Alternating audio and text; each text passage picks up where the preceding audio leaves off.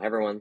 Thanks for joining us today. I am DK, Head of Investor Relations here at JNVR. Before we begin, I want to remind the audience that remarks made during this Spaces event may include forward-looking statements. These forward-looking statements are subject to risks that could cause actual results to be materially different. Those risks include, among others, matters discussed in JNVR's current report on Form 8K and in our filings with the Securities and Exchange Commission. We disclaim any obligation to update these forward-looking statements. Welcome. We're keeping this conversation pretty tight, somewhere around 30 to 45 minutes, and focus on one of the most, I would say, misunderstood, but arguably most powerful concepts in capital markets today, the NAV premium. So joining me, two folks that y'all got to listen to last week, Joseph Onorati, CEO here at JNVR, or sometimes referred to as Solana Jesus, depending on which corner of crypto Twitter you hang out in. It's Good Friday. I had to throw that in. And Parker White, our COO and CIO. Welcome, guys. Hey. So we're going to use MicroStrategy.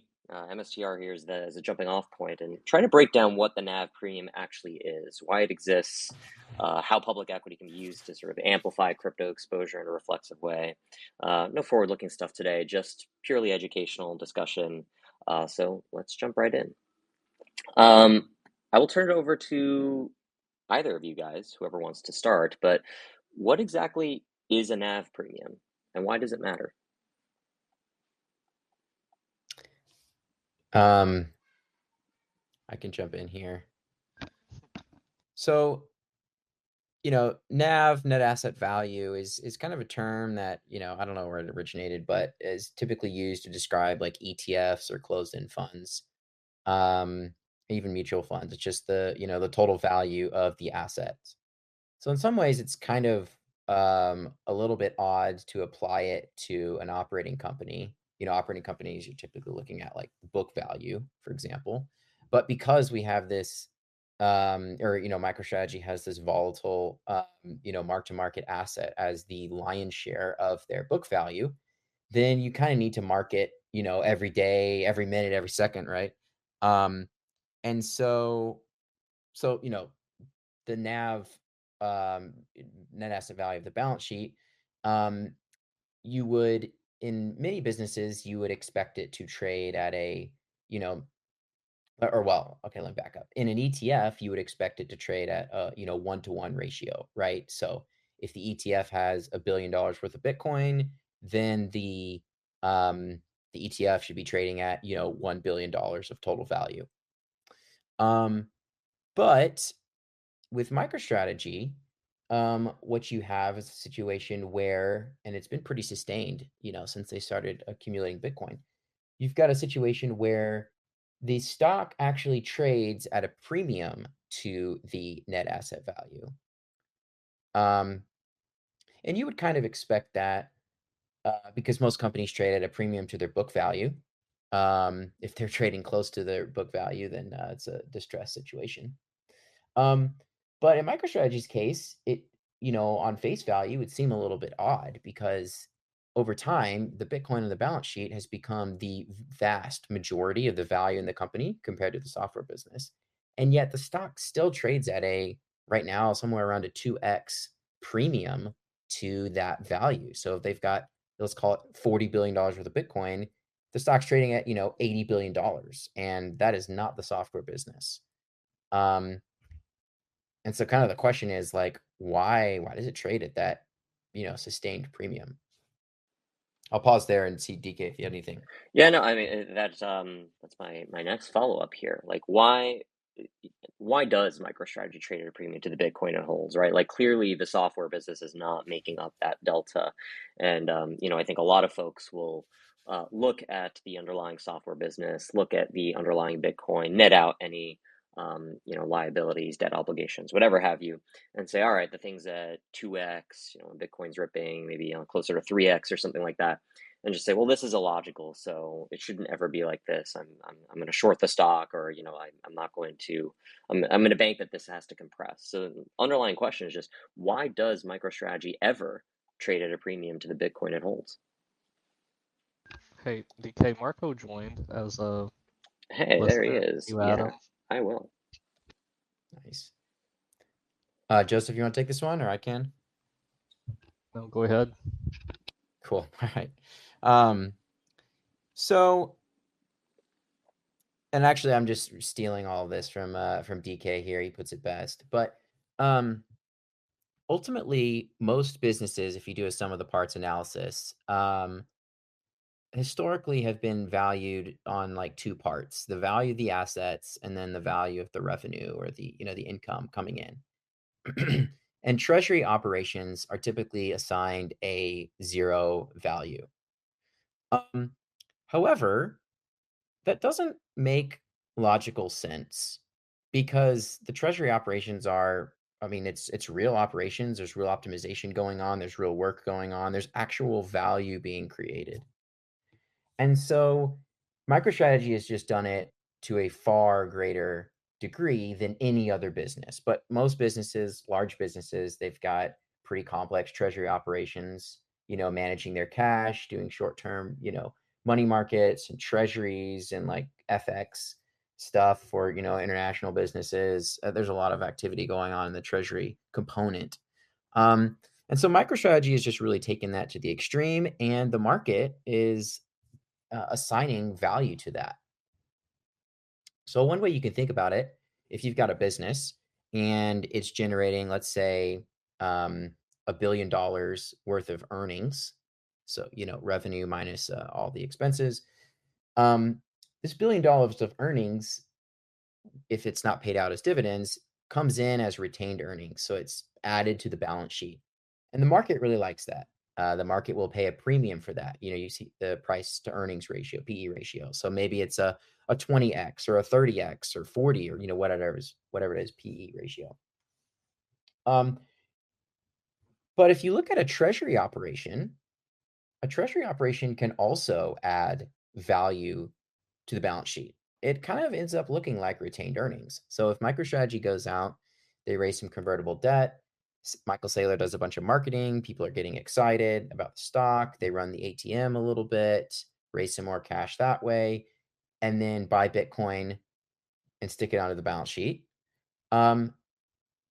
If you just, like, didn't know what was going on and read like a really high level summary, it would actually just look exactly like retained earnings, right? It's still value being added to the balance sheet. And so I think what the market is starting to do is they're starting to give that treasury operation a multiple, a PE ratio, if you will. So if MicroStrategy is, say, able to create $1 billion worth of value to stick on the balance sheet in a accretive way, a non-dilutive way, they don't just issue $1 billion worth of stock at a 1x NAV and then buy Bitcoin with it. But if the shareholders are actually on a per share basis, kind of think of it like earnings per share, but this is Bitcoin per share. On a per share basis, if they're growing over time, then they're willing to pay a premium. Kind of logical, price, similar to like a price to earnings. Another way to think about this is, if I've got one share of MicroStrategy, and let's say that's worth, 10 million sats, 0.1 Bitcoin. But next year, I'm expecting it to be worth 0.2 Bitcoin, 20 million sats. I'm expecting it to double, and then double again and double again, whatever. MicroStrategy's Bitcoin growth, or Bitcoin per share growth last year, I believe, was like 72%. So if you expect your Bitcoin per share to grow over time, then logically you'd be willing to pay some multiple for that, because, carried out into infinity, into perpetuity, that Bitcoin per share would eventually grow and surpass the number that you paid for the stock. So if we look back at MicroStrategy holders, let's say, 3 years ago, and maybe they paid, actually in the bear market, they were paying like 1.2x NAV. They've now got a lot more Bitcoin per share today than they paid for the stock back a couple years ago. And so the expectation is, if you buy today at a 2x NAV, and I think their forward guidance is like 30 something percent Bitcoin per share growth, then, you got to wait around for 2.5, 3 years, whatever the math is, before you paying 2x the NAV has now been like earned, if you will. And then everything beyond that is just like free Bitcoin per share growth. And so I think that's why it trades at a NAV premium. There's, potentially other reasons. Ultimately, this is a market. Everybody has their reasons. But if you kind of put your thinking caps on, that's at least what makes most sense to us. Yeah, super interesting. I guess I have two follow-ups to that. One, maybe very simplistically, it would be helpful to like peel back, like what exactly is Bitcoin yield, and is there any sort of like comparison we can make to Bitcoin yield and let's say a more standard TradFi metric like let's say free cash flow? Yeah, it's a good question. So another way to think of Bitcoin yield is simply Bitcoin per share growth. So, if you have 30% Bitcoin yield, that's just the same as saying 30% Bitcoin per share growth, which kind of looks like, earnings per share growth, if you will, or maybe like some kind of asset per share metric. And so, I think you can just swap out the name Bitcoin for, earnings or, maybe some kind of balance sheet metric, and then plug that right into all the different multiple frameworks that, are used in TradFi land to value companies on a relative basis. Yeah, super helpful. And the thing that stood out to me, at least as I was familiarizing myself with the MicroStrategy stories, this idea that like companies always get with free cash flow, at least positive free cash flow, get some kind of multiple. Why? Because, well, it's recurring, it's value accretive, as you said, value accretive to the balance sheet, and the concept of Bitcoin yield is pretty similar, right? MicroStrategy accumulates Bitcoin in a recurring accretive way, and obviously investors or some subset of investors will price that in with a multiple, hence the premium that exists. Maybe I'll turn this one over to Joseph. The interesting dynamic is sort of maybe thinking about how NAV premium changes across the market cycle, if you will. So obviously, there's a tendency for NAV premium to expand as Bitcoin is starting to run, and maybe see a little bit of compression. When you enter bear market territory. How should investors think about this sort of over the long term, and how the NAV premium can change across market cycles? Yeah, thanks.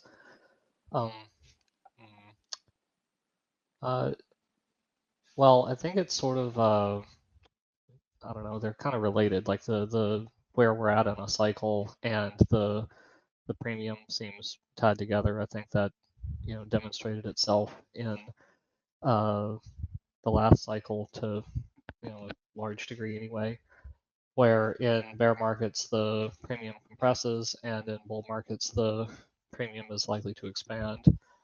Um, and I think as long as there are these cycles, then that's likely to continue, because part of the Bitcoin per share growth for MicroStrategy comes from, we think anyway, their ability to um, raise convertible debt at a premium to their stock price, which turns into Bitcoin per share because they take the money they raised, they buy more Bitcoin, but the debt holders don't immediately convert. It's like accretive dilution on a Bitcoin per share basis. And then that debt is typically easier to raise in a bull market, which I think pulls up the premium, or has the potential to pull up the premium. And then when the premium's higher, they can also run the ATM, the at the market new share issuance, to like basically mint more stock and sell it into the market. And as long as they're above 1 NAV, and the higher they are above 1x NAV, the more accretive running the ATM is, to shareholders if they are using the funds raised to purchase Bitcoin. It further increases the Bitcoin per share. But when kind of the vice versa in a bear market, maybe they can't raise via converts for a number of reasons. Maybe it's the interest rate changed, the market's dried up for convertible debt financing. Maybe it's just there's bearish sentiment for Bitcoin, and the premium likely compresses in that case. And then I think another part of DK's question is probably goes beyond cycles. I think we might have talked about this in the last spaces, but in the much longer term, I think Bitcoin volatility is decreasing and will likely continue to decrease into the future as it becomes sort of the central global store of value, and it should be less volatile in the longer run. And then if there's no volatility or there's much less volatility, there's therefore less volatility to monetize via convertible debt sales, and I would expect NAV premiums for MicroStrategy and other Bitcoin treasury strategy companies to compress in the much longer run, which I think is sort of their natural, very long-term outcome when Bitcoin is the most popular store of value on Earth. All right, super interesting. Hope our intern is taking notes because I'm definitely quizzing him on this later. But all right, so I guess peeling this all back, was very simplistically, and then we're going to get to sort of like the underlying engine that is driving all of this and volatility. But before we go there, maybe for Parker, how much of this premium that exists today is actually explained by the Bitcoin yield? You don't have to go via like exact market cap numbers over here, but like, what is the implied multiple that like maybe based on the numbers that we've crunched at least that investors are assigning to MicroStrategy's like annual Bitcoin accumulation over here? Yeah, I mean, I think it's effectively just the current NAV premium, like roughly 2x, somewhere around there. Haven't seen the exact number, today or anything. The software business maybe gets a little bit of value, but it's not grown since they adopted the treasury strategy. And the stock was trading at about $1 billion or $2 billion back then. So you have to think the stock is still only the core business is still only worth $1 billion or $2 billion. And at an 80 billion market cap or whatever it is now, that is, a tiny fraction. So I think almost the entire value of the business is related to the treasury strategy. Yeah. Super interesting.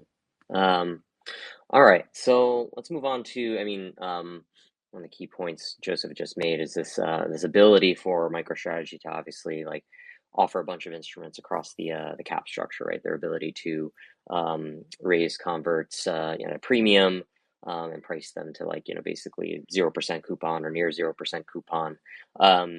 So let's just talk about that. Like volatility has been a tool that Saylor has obviously he's touted that as a key weapon or key engine here that's driving all of this. And for either of you, maybe discuss like why volatility is considered a feature rather than a bug in this whole structure.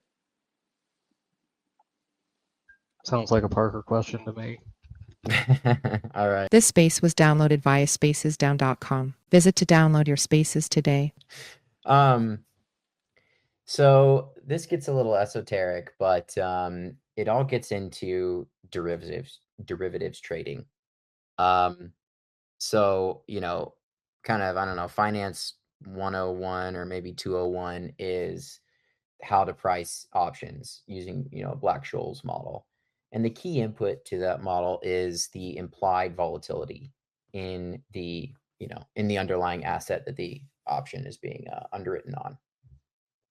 And so for derivatives traders, sorry, can you define implied volatility? Yeah, great point. So To understand implied volatility, you kind of want to understand realized volatility. So typically the number that is used is the trailing 30-day annualized standard deviation, log normalized. So what you do is you take the price and you figure out the daily percentage change. That's what log normalized means. And then you take the standard deviation of that 30-day period for each of those 1 day, increments. So it's an average. And then you will annualize it up to an annual number instead of a daily number. So that arrives or gets you at the realized volatility. So you can look backwards at any asset that has a price, and you can say, hey, the realized volatility was 50% annualized or 75% annualized, whatever. So then when you're valuing an option, an option has value based on the future volatility. And so you're trying to predict what that volatility is going to be because that drives the value of the option. More volatility means the option is worth more because it's more likely at some point to swing into the money. And so what you can do is if you hold all the other variables constant within the Black-Scholes model, so the expiration date, the risk-free rate, the dividend rate, all you're left with is the volatility. And so if you let the volatility variable inside of the Black-Scholes options model float and become the variable there, that then becomes the implied volatility. And typically the implied volatility is somewhere in the neighborhood of the realized volatility. So the best way to predict the future is just to look at the past, right? And so you typically see this when the stock price spikes, so the realized volatility is going up, then of course the implied volatility goes way up. And so that's effectively, how implied volatility works, what it is, I guess. And so the reason that volatility is important is obviously for these options traders and on any date, swing traders, people that are trading, in a short amount of time, you want the stock to be moving up, down, doesn't matter, but you just can't sit there, right? There's no such thing as traders on a venture fund or a private equity fund or a private company because there's no price, right? So same reason that everyone loves to trade meme coins and doesn't trade stable coins, right? Because stables are boring. They don't, people aren't aping around Tether and USDC against each other because it doesn't move. But they are aping the highest volatility meme coins because it's great. You can make 1,000% in a day, and of course, you can also get completely wrecked and down 90% in a few minutes or something. So volatility is awesome, and it's not just not just us degens in crypto that like volatility. Everyone loves it, and the stodgiest of the stodgy suit wearing TradFi guys, they also love volatility, regardless of what they tell you. And so volatility is good, and the derivatives traders, any of the traders are excited about volatility. And so if you go look at MicroStrategy's investor deck, funny enough, they put the most important part at the back, and I think they know what they're doing, but they put it back there, and they talk about how MicroStrategy on a market cap adjusted basis is the most, well, actually, MicroStrategy is the most volatile stock in the entire S&P 500 or, Russell 1000, large cap companies. In addition, though, MicroStrategy on a market cap adjusted basis, MicroStrategy is the most liquid stock in the US market among all major large caps. So sure, NVIDIA, maybe Tesla is a little more liquid, has a little more volume, but market cap adjusted, there's far more trading happening in MicroStrategy stock than any other stock. And so that plus the volatility is a dream for traders because they know they can get in and out of positions at size and the stock's going to move. And so maybe they're wrong, but if they think they can be right, 50.1% of the time, that's a trading strategy and you can make money off that. And, it's moving around. And so everybody loves volatility. And that's why MicroStrategy is, such a success story, is because they've harnessed this pretty volatile underlying asset, Bitcoin, to create something that TradFi absolutely loves, and that is a volatile instrument to trade in either direction. Yeah, really interesting. I was man, I love looking at this. We were looking at our what was it, like historical data for 30-day annualized realized vol, right? And you can see Bitcoin is Sailor's talked about this, right? He refers to it as 60 vol, 60 ARR, right? And MicroStrategy is somewhere between like call it 100 or 120 vol slash ARR. And he just says that extra volatility comes from like management optionality, the uncertainty of what it is that he might do on any given day and whatever have you. But the cool part, for those who want to go and do their homework, we will not comment on implied volatility, but only the realized volatility. Is Solana's vol is around 2x Bitcoin vol. And for those who want to go and do their homework and compute the volatility on Janover, which is giving me a heart attack over the last couple of weeks, please go and do so. I think you'll see it's up there in the stratosphere. So that sort of begs the question. If volatility is sort of like the key growth driver, the nuclear reactor that's powering all of this, why not just build a crypto treasury company around Dogecoin or some other volatile asset? Like, just why not just go max, volatility right out of the gate? Joseph's a pretty big shitcoiner, so maybe he should answer that one. Honestly, when I saw this question, I was like, well, why wouldn't we build one out of Doge? But I'm serious. I thought that when I saw the question. Okay. It's a good thought. Do you want to take it any further, or? No, please argue with me. All right. Well, okay, so my view on this, now you guys know who the true degenerate is amongst us. Good thing he's the CEO. We're gonna rename and you Jesus. Doge Jesus or With Jesus, Joseph. I think ultimately volatility is great, but there are other assets that have, higher short-term volatility, and those are stocks that are going straight to zero, right? And you don't want that. Obviously, you need the thing to generally be up and to the right long term. And so that's why, Saylor built MicroStrategy on Bitcoin. He believes in Bitcoin. I believe in Bitcoin. We all believe in Bitcoin here, that it's going to, 1 million, 10 million, I don't know, whatever, of some Infinity. astronomical. Just say infinity. There you go. All It's right. going to infinity, just as, fiat also goes to infinity. Infinite supply, that is.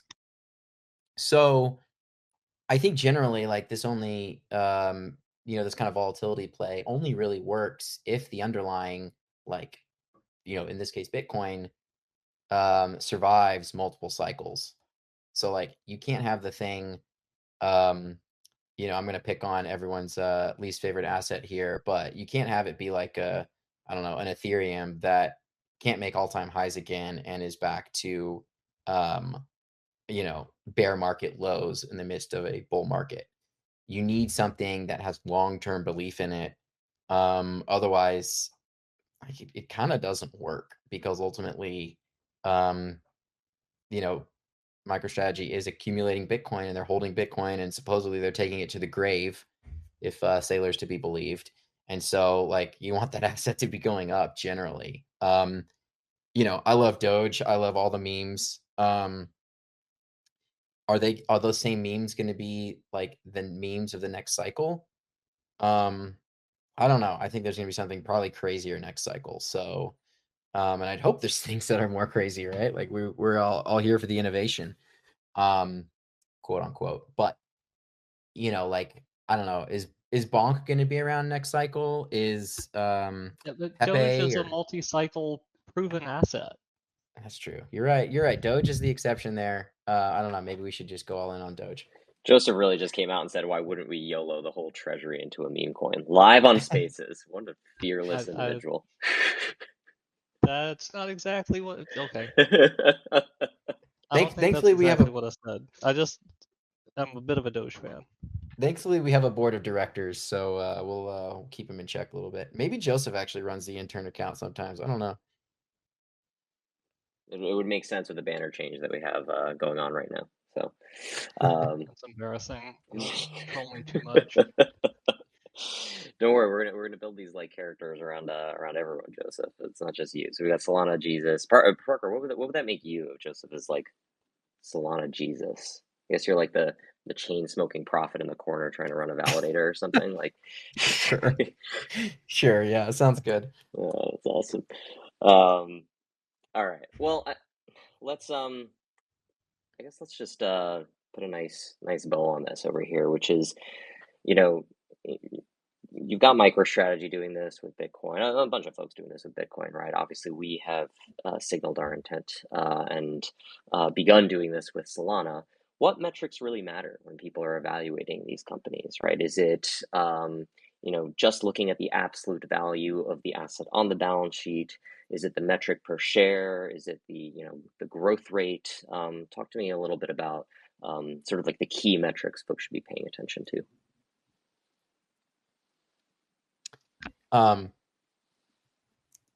Joseph, you want to go for it? Yeah, I think it's this Bitcoin per share or Sol per share. I don't think it's the current value of the treasury. I think it's the growth rate. Yeah, I'd completely agree there. I mean, a secondary metric you could look at, like, obviously you want like high liquidity in a stock. That's a nice metric for all stocks. But in terms of like a company metric, I think the growth in the asset per share is very important, and is the North Star, should be the North Star for MicroStrategy and any business that's trying to do something like it. Right. Interesting. All right. So I guess final question that I have here, and it's not this may be a can of worms that I'm opening up, but like, what separates one NAV premium from another? So you've talked about like all the things that are within the NAV premium of a single company, but why does MicroStrategy get one NAV premium, maybe MetaPlanet getting another? Do folks typically, I'm going to say, look at the speed at which companies are adding a particular asset? Do they look at the underlying core business? How important is the team? Let's maybe peel back some of those factors there. Yeah, ultimately, I think it all flows back to the, Bitcoin per share or Sol per share growth. And so if that number is going up, then, in theory, it would make sense to apply a higher multiple to it if you're just comparing. Again, same with earnings at a company, right? If company A has 30% year over year earnings growth and company B has 50% year over year earnings growth, you're probably going to assign a greater multiple to company B, just logically. Now, you have that baseline. From there, you're going to, add or subtract, right? So Tesla, they have their earnings per share growth, but Elon's the guy. So they're probably gonna, like, investors are gonna assign a greater multiple there versus, some other company doing something similar, but doesn't have that kind of charismatic leader. On the flip side, maybe there's some detractors. If a lot of people maybe don't believe in the story, maybe the macro environment. I mean, there's a whole bunch of reasons that you might discount one company's earnings per share versus another. And so a lot of that same stuff applies to these operating company treasury strategy businesses where there's a baseline out there. I don't know what that baseline is. It's different for everybody, but there's some rough market baseline out there, and then different investors implicitly, add or subtract from that. So, they like the CEO, they like the strategy, maybe the stock's kind of illiquid, whatever. Maybe that's the only game in town. If you're a Japanese investor, maybe you only have access to MetaPlanet, so maybe you pay more. On the flip side, maybe like the stock is small, or like the operating business, like let's say one of the mining companies, it burns a lot of cash.